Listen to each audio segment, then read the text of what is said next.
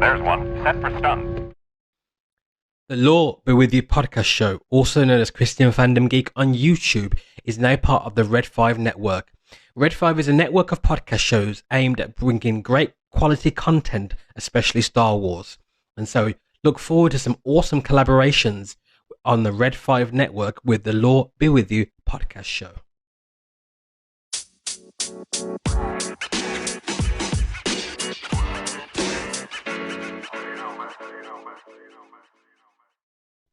Welcome to the Law Be With You podcast show, also known as Christian Fandom Geek on YouTube.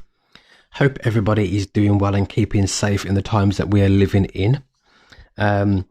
Just a little bit of Star Wars sort of information here, and I know that a lot of the guys that listen to this show, guys and gals, I know you're Star Wars fans, as well as other great franchises that we cover on the Law Be With You podcast show. And so we've got a story here about Sung Kang. Now, I don't really know who Sung Kang, but he's going to be in the Obi-Wan Kenobi TV show on Disney+. And this is from Screen Rant, and he's talking about how it feels to be joining the Star Wars universe in the Obi-Wan Kenobi TV show, and reveals his character has a lightsaber. Now, listen, bro, you're not the only one who has a lightsaber. I've got quite a few lightsabers. Loads of the guys and gals that listen to this show have got lightsabers, but okay, you've got a lightsaber. Let's see how relevant this is. So here we go. So he's revealed that his character's got a lightsaber. I'm going to kind of skim through this because they've kind of put a lot of information here that's not necessarily relevant, but I'm going to go down to what he talks about. Here we go. So to make things more exciting, Obi-Wan Kenobi will see, so the Obi-Wan Kenobi TV show is talking about now, we'll see the return of Hayden Christensen as Darth Vader.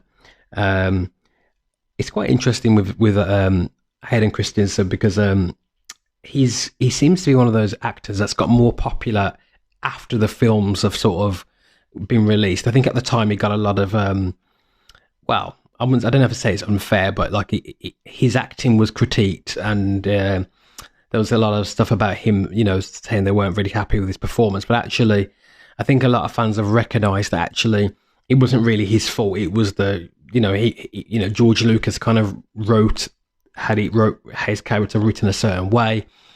Hayden was just kind of following what he was told, really. And I think in that respect, I think he's a better actor than actually he was given credit for. But I think he's become more popular over time. It's really interesting. I think he wasn't really appreciated, but now he's kind of coming into his own a bit. And I think our fans are really happy and excited to be having him back. And so, yes, and let's move on from that.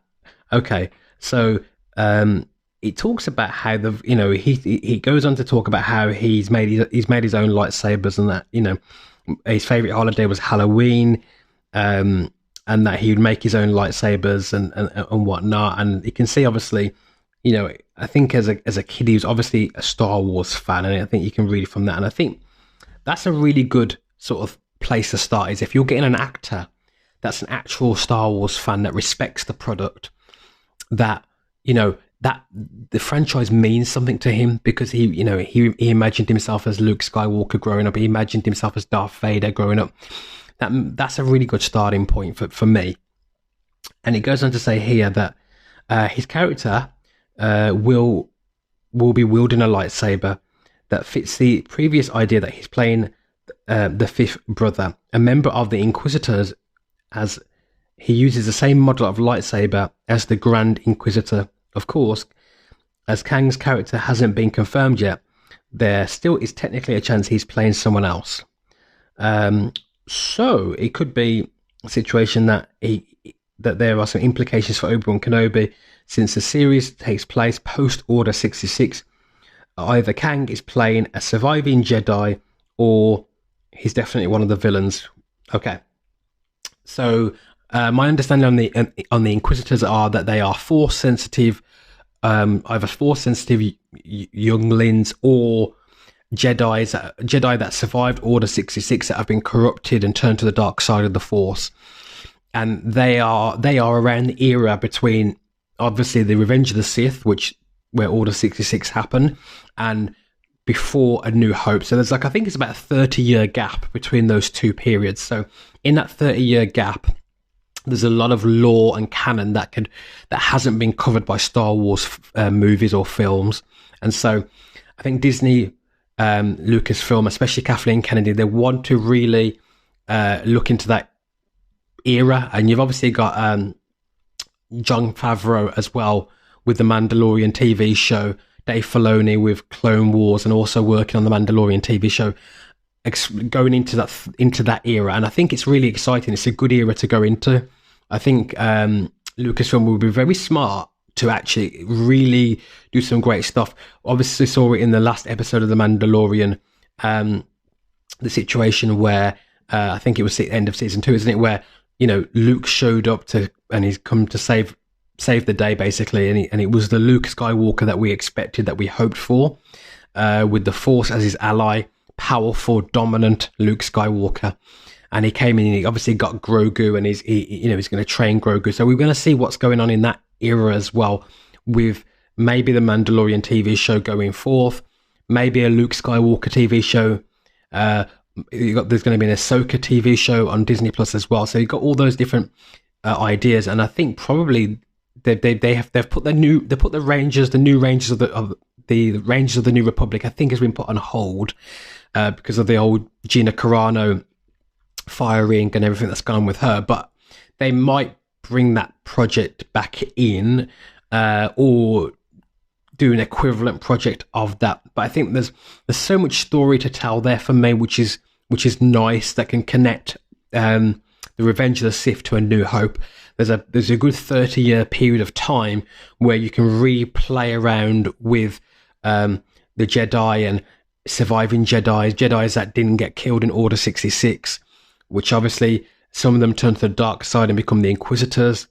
There is obviously the question of as well, what happened to the Inquisitors? Because obviously in the Inquisitors are in the Star Wars video games, and I think they're also in some of the animated shows. It might be Rebels. I think it might be. I haven't actually got into Rebels yet, guys. So I will get round to it, but just haven't got into Rebels yet.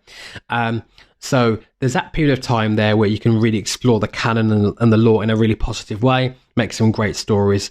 I'm really looking forward to this Obi-Wan TV show. I think it will be, and it's great to have Ewan McGregor back as Obi-Wan, because he's a classic Obi-Wan. He really took up the role with great passion and verve. And I think if you go back to the prequels, Ewan McGregor as Obi-Wan is the shining light, to be honest, out of all those 3 films. I think also Liam Neeson did really well with Qui-Gon as well. I will give a shout out to Liam Neeson as Qui-Gon Jinn in episode 1. He was really good with that one. But I think Obi-Wan as a whole in all 3 films, I think he was the one that kind of really shined a light and showed a really quality performance. So well done to Ewan McGregor for that. And I am looking forward to this Obi-Wan TV show with him and Hayden Christensen. I think it will be awesome. I think they could do a lot of things with it, and so I am really looking forward to that. I hope they really smash it out the park. I really hope that they actually deliver on this show, because I think they need a win. I think our good friend Kathleen Kennedy needs a win. I think I think that it's something that it could be a big win for them, and I think that would be something to celebrate for all Star Wars fans. I think to be a Star Wars fan in the era that we're living in, you have to be an eternal optimist. We all love Star Wars because it's great escapism. It's this kind of secondary world sort of idea that you get with Tolkien and Lord of the Rings. Although I think Luke would probably say that not Star Wars is probably nominally in our world, but actually in an imagination kind of sort of way. You can think of it as a kind of secondary world.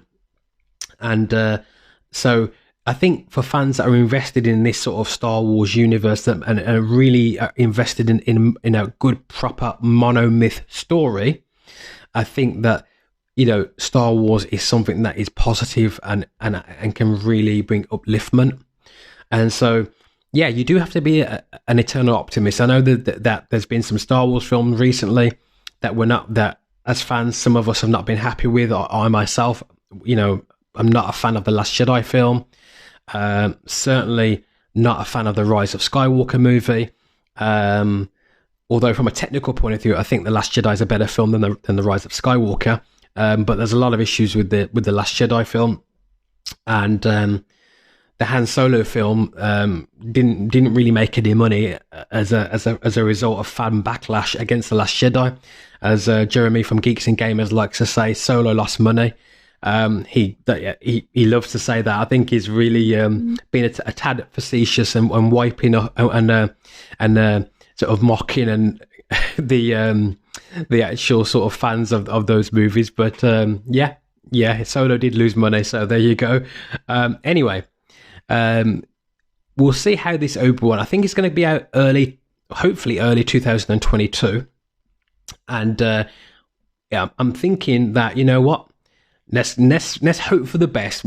You know what, if it's going to be woke, then it might not be exactly what we're looking for in terms of the quality of the film, of the story, but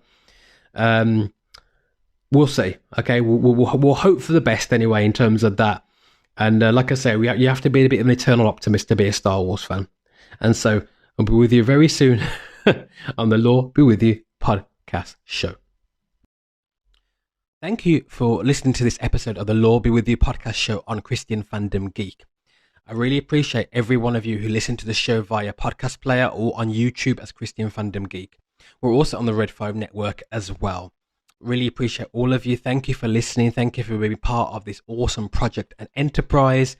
I've got some great collaborators on the show as well, having some awesome episodes, and I'm really glad that you are part of the ride. Keep listening to the show. Also, you can follow the show on Twitter. If you put in the Law Be With You podcast show or Law Be With You, it will come up on Twitter as well. So if you want to interact with the show, leave a comment and leave a suggestion for future episodes. Would be really happy to engage with you as fans of the show. Keep safe, and we'll be with you very, very soon on the Law Be With You podcast show.